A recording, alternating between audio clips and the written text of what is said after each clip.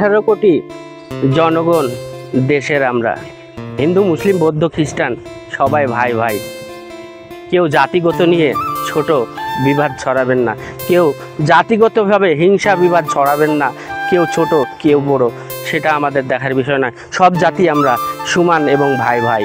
এই দেশটা গড়তে হলে জামাত বিএনপি আওয়ামী লীগ কারো নামে বদনাম করা যাবে না। আপনি যেটা সত্য সেটা প্রচার করেন না, হকারের মতন মিথ্যে প্রচার করার দরকার নেই।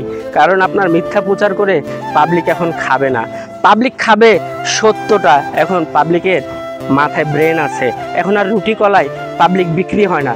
তাই কাউকে নিয়ে খারাপ মন্তব্য করার আগে ওর আগে 10 বার ভেবেন, তারপরে খারাপ মন্তব্যগুলো করবেন, তাহলেই মানাবে। আর মিথ্যে প্রচার বন্ধ করুন, দেশটাকে শান্তিতে ফিরিয়ে আনুন।